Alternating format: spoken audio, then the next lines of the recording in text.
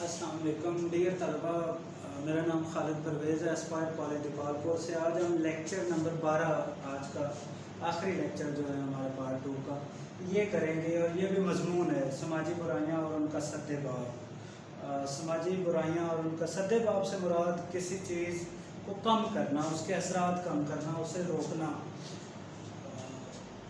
हमारे मुआशरे में जब भी हम जहाँ भी नज़र दौड़ाते हैं तो बहुत सारी नाहमवारियाँ हमें नज़र आ रही होती हैं और इसके पीछे बहुत सारे असरात होते हैं, बहुत सारी वजूहत होती हैं, बहुत सारी लॉजिक्स होती हैं।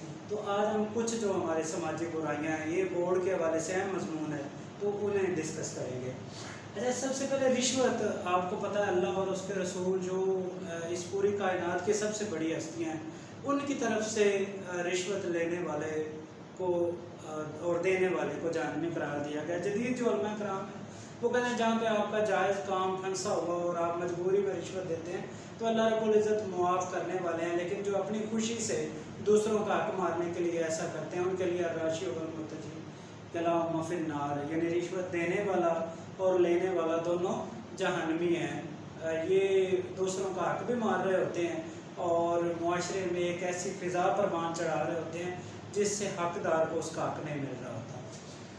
सिफारिश इसी तरह मौजूद है। तो आप देखते हैं कि हमारे यहाँ ऐसे लोग इतराते फिरते हैं जिनका किसी मिनिस्टर के साथ करीबी ताल्लुक़ होता है, उन्हें पता होता है कि हमारा काम फ़ोन करने से हो जाएगा और हमारे महकमे भी कुछ इस किस्म के हो गए हैं कि वो जब तक उन्हें ऊपर से कोई फ़ोन ना आए, जब तक कोई प्रेशर ना आए, जब तक उन्हें मजबूर ना किया जाए, तब तक वो एक आम आदमी को इंसाफ देना पसंद नहीं करते। इसके बाद बेटा अगला जो नंबर है ये अकरबा परवरी का, यानी आप अपने रिश्तेदारों को और दोस्तों को नवाजते हैं, जिसमें आप अपने दोस्तों को दूसरों का हक मारने के लिए, यानी इसमें मेरिट पे भी कोई बंदा आ रहा हो तो आप उसकी जगह पे अपने किसी अजीज़ को मुकर्रर कर दें, आप अपने दोस्तों को नवाज रहे हैं। और कोई भी हुकूमत, कोई भी गवर्नमेंट ऐसी नहीं है जिसने ऐसा ना किया। वो कहते हैं कि हमारी मजबूरियाँ हैं।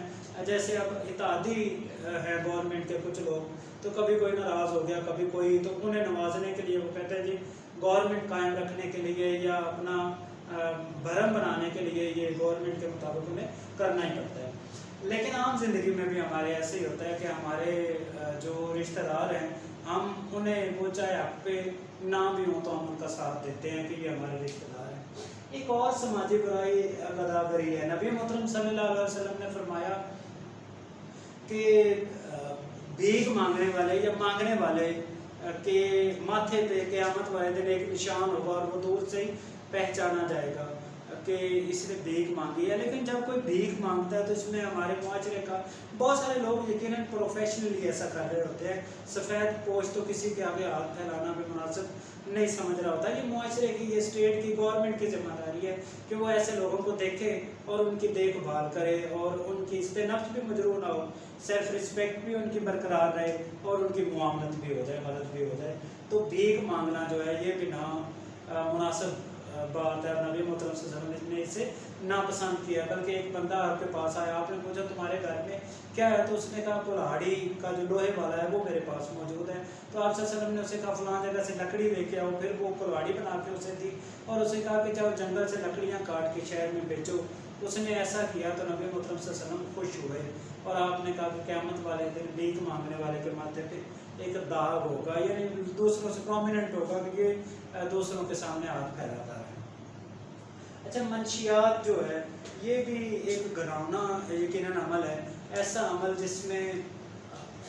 जिसमें आप नौजवान नस्ल पूरी की पूरी जो है, नौजवान नस्ल पूरी की पूरी जो है वो इसमें खोखली हो जाती है। मुल्क का मुस्तकबिल आपको पता है हमारे नौजवान है, और जब ये मंशियात के शीशा है, बाकी सारे जो नशे हैं, बाद बच्चों के नज़दीक ये नशा लगता है कि वो थ्रिल में बस ऐसे इंजॉय करने के लिए, ऐसे इंजॉयमेंट में वो ये सारा कुछ कर रहे होते हैं, जबकि वालिदैन जो हैं उनकी तवक्कुआत इन बच्चों से कुछ और हुआ करती है।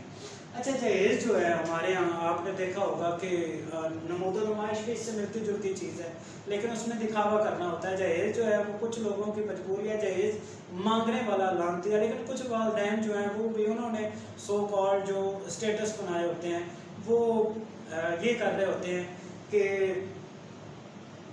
जहेज जो है वो चार पाइयों पे बिछाया हुआ है, पूरे सेन में बिछाया हुआ है। औरतों के खुसूसन ये आदत होती है, और पूरे मोहल्ले के लोगों को इकट्ठा किया। आप एक लम्हे के लिए सोचें कि वहाँ कोई गरीब घर की बच्ची या कोई यतीम लड़की जिसके पेरेंट्स ये सारा कुछ नहीं दे सकते हो, वो जब आपके इस सारे साजो सामान को, आपके इस सारे सामान को देखेगी, तो क्या उसके दिल से आपके लिए दुआ निकलेगी? क्या जिसकी शादी हो रही है वो उससे हसद नहीं कर रही होगी? क्या वो इस मुआशरे को नहीं कोस रही होगी कि ये सारा कुछ अफोर्डिंग इनके लिए है जबकि मेरे लिए नहीं है? तो जहेज भी एक लानत है। और वैसे भी दिखावा करने वाला, नमूदो नुमाइश की बात करें तो अल्लाह रब्बुल इज़्ज़त ने दिखावा करने और असराफ से मना किया, और ऐसे लोगों को आप सल्लल्लाहु अलैहि वसल्लम ने शैतान का दोस्त करार दिया है। अगला हमारा पॉइंट है झूठ। ये बेटा दुनिया का कोई भी मज़हब हो, कोई भी तहजीब हो, कोई भी लोग हो, उनके नज़दीक ये नामुनासिब है, उनके नज़दीक ये ठीक नहीं है, उनके नज़दीक ये अच्छा नहीं है। चाहे कोई किसी मज़हब के मानने वाला है, चाहे किसी मज़हब के मानने वाला नहीं है, रशिया की तरह, क्यूबा की तरह, चाइना की तरह, जो खुदा को नहीं मानते, किसी भी खुदा को, तो उनके नज़दीक भी। और फिर आप देखें कि इस कायनात की जो दो बड़ी हस्तियाँ हैं वो इस पे लानत भेज रही हैं ऐसे बंदे पे जो झूठ बोलता हो। अच्छा, बाज़ जगहों पे आपका सच भी जो है वो इंतहाई ज़्यादा नामुनासिब होता है, जहाँ पे दो लोगों के दरमियान क्लैश हो रहा हो, तो वहाँ पे आपका जो सच है, जैसे बाज़ जगहों पे आपकी हक बात भी बातिल का काम कर रही होती है, तो ऐसे ही ऐसा सच भी नहीं ज़रूरी है जो जिससे दो लोगों के दरमियान तज़ाद आता हो। अच्छा बेटा, अगला पॉइंट है ज़ख़ीरा अंदोज़ी। ये आप देखें कि मुआशरे में कैद है और लोग भूख से मर रहे हैं, तो ऐसे में जो बंदा अपने पास ज़ख़ीरा कर ले चीज़ों का, जब मुआशरे को उसकी ज़रूरत भी हो, जैसे रमज़ान से पहले लोग कर लेते हैं, जैसे लोग रेट बढ़ाने के लिए, जैसे आजकल गंदम का इशू बना हुआ है, तो लोग रेट बढ़ाने के लिए ये कर लें। आप सल्लल्लाहु अलैहि वसल्लम ने ऐसे बंदे को कहा है कि उसका ठिकाना जहन्नम है, वो अपना ठिकाना जहन्नम समझे। मादियत परस्ती है बेटा, दुनियावी लालच जो है ये इंसान को इंसान नहीं रहने देता। ये बाज़ औक़ात इंसान को उसके लेवल से इंतहाई लो, इंतहाई लेट डाउन कर देता है, इंतहाई छोटा उसे बना दिया करता है। जब आप के ज़हन में दुनियावी लालच हो, ना आपको रिश्तों की परवाह हो, ना आपको खुदा और उसके रसूल की परवाह हो, ना आप मज़हब से डरते हो, ना आप अपने रिश्तेदारों का ख्याल रखते हो, ना गुरबा आपके नज़दीक बस इसीलिए पैदा हुए हैं कि उन्होंने मरना है, तो ये भी मज़हब में मना है। ये भी हमारी समाजी बुराई है। आज हम मादियत परस्त होते जा रहे हैं। आज हम ये नहीं सोचते कि हमारे पास जो कुछ आ रहा है वो कहाँ से आ रहा है। हम, हमारे बच्चे, बीवियाँ भी, माएँ भी ये डिमांड कर रही होती हैं कि बस चीज़ें आनी चाहिए, लेकिन बहुत सारे लोग बहुत अच्छे हैं। तो मादियत परस्ती जो है ये भी आपको दुनियावी लालच की तरफ ले जाती है। दुनियावी मालो दौलत आप महसूस करते हैं कि सबसे ज़्यादा मेरे पास होना चाहिए, किसी और के पास नहीं होना चाहिए, और कसरत ख्वाहिश से ये मुमकिन हुआ करता है। हालांकि कुरान कहता है अल्हाकुमुत तकासुर हत्ता ज़ुरतुमुल मक़ाबिर, कसरत ख्वाहिश तुम्हें गफलत में रखेगी यहाँ तक कि तुम कब्रों में जा पहुँचोगे।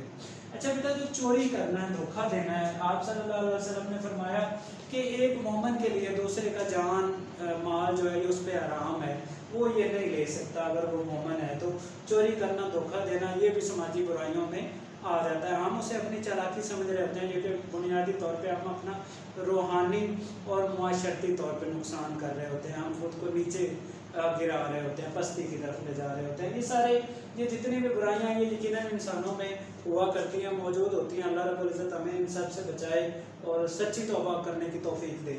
तो कुछ वजूहात हैं जिनकी वजह से ये सारा कुछ हुआ करता है। अब इसमें बेरोज़गारी भी मौजूद है, ये भी यकीनन मुआशरती बुराई, डकैती है, वो चोरी में आ जाया करती है। वजूहात जो हैं इसमें, एक तो ये है कि हम मज़हब से दूर है। हम नमाज़ें पढ़ते हैं मस्जिद में और दुकान पे आके वैसे ही काम तोलते हैं, वैसे ही झूठ बोलते हैं। हालांकि नमाज के हवाले से कहा गया कि ये बेहयाई और बुरे कामों से रोकती है। आपसे सल्लल्लाहु अलैहि वसल्लम ने फरमाया कुछ नमाजी ऐसे हैं जिन्हें जो सलाम फेरते हैं और उनकी नमाज उनके मुंह पे दे मारी जाती है। इसी तरह औलाद की जो तरबियत है, उन्हें खुश रहना सिखाना चाहिए, उन्हें कम वसाइल में भी अच्छी ज़िंदगी गुजारने के असलूब बयान करने चाहिए। उन्हें मादियत परस्त नहीं बनाना चाहिए, बच्चों को तो बिल्कुल नहीं बनाना चाहिए। और तालीम जो है इसका मकसद नौकरी नहीं है, लेकिन बदकिस्मती से हमारे मामलात, हमारे हालात, हमारे यहाँ गुर्बत मसाइल इतने हैं। एक बंदे ने ख़ानदान के कई लोगों को पालना होता है, तो इस वजह से भी ये मसाइल आते हैं। अच्छा, जो बुनियादी ज़रूरियात है, रोटी, कपड़ा, मकान से तालीम के मामलात हैं, ये फ्री हैं और ये गवर्नमेंट की जिम्मेदारी हुआ करती है, लेकिन हुकूमत भी अपना मस्बत किरदार अदा नहीं करती और ना ही शायद गवर्नमेंट के जो प्रायोरिटी है वो इंसान है या आवाम हुआ करती है। उनकी पॉलिसी या तो हवाई हुआ करती है या वो ऐसे प्रोजेक्ट्स पे जोर देते हैं जिनसे उन्हें किकबैक मिले, कमीशन मिले, आम लोगों तक मैक्सिमम कोशिश करते हैं कि उनके असरात ना पहुँचे। अगर गवर्नमेंट अपना बेहतरीन काम सर अंजाम दे, अगर कानून की अमलदारी हो, अगर अमीर और गरीब के लिए ये बराबर हों और वसाइल बराबर हों, तो यकीनन एक आम गरीब आदमी भी वैसी तरक्की कर सकता है। कवानीन जो है हमारे यहाँ, कानून जो है ये मोम की नाक है, अमीर इसे जब चाहता है मोड़ देता है। उसने अरस्तु ने कहा था कि कानून जो है ये छोटी मोटी मकड़ियों के लिए है या गरीब के लिए है, बड़ा जानवर तो इसे फाड़ के, उसका जाला है मकड़ी का, बड़ा जानवर इसे फाड़ के गुजर जाया करता है, तोड़ के गुजर जाया करता है। अच्छा, अब जो मौजूदा दौर है इसमें सोशल मीडिया ने भी कोई मस्बत किरदार अदा नहीं किया। आप किसी की भी पगड़ी उछालना चाहे, कोई एक खबर आप लगाते हैं कोई बिला तहकीक के, जबकि कुरान ऐसे बंदों को इंतहाई नामुनासिब समझता है जो गौर फिक्र नहीं करते, तहकीक नहीं करते। और कहा गया कि किसी बंदे के मुनाफिक होने की सबसे बड़ी निशानी ये है कि उसके पास कोई बात पहुँचती है और वो उस पर तहकीक नहीं करता, वो उसे सोचता नहीं है, वो उस पर रिसर्च नहीं करता, बल्कि वैसे ही मान के आगे फैलाना शुरू कर देता है। तो सोशल मीडिया जो है हमारा, ये बेलगाम घोड़ा बन चुका है। अब उसका जिस तरफ जी चाहता है वो चला जाता है और ये टाइम किल करने के अलावा है भी कुछ नहीं। बाकी जगहों पे, सारी जगहों पे अब तकरीबन ऐसा है, लेकिन आप इसे अगर मस्बत अंदाज में इख्तियार करते हैं, आप देखते हैं कि ज़ैनब वाला मामला बना या कोई भी मामला, कोई एक ट्रेंड बनता है और सारे के सारे इंतज़ामिया और लोग उस ट्रेंड के पीछे होते हैं, यानी पब्लिक की, आम लोगों की आवाज़ तो है, लेकिन इसे आप अगर पॉजिटिवली यूज़ करेंगे तो ज़्यादा बेहतर हो जाया करता है, वरना ये मुआशरे के लिए नुकसानदेह हुआ करता है। ये मुआशरे के लिए इंतहाई ज़्यादा ज़रर वाली सोच बन चुका है, तो ज़रूरी है कि इस पर भी काबू पाया जाए। उम्मीद है बेटा कि आपको लेक्चर की समझ आई होगी। बहुत शुक्रिया बेटा।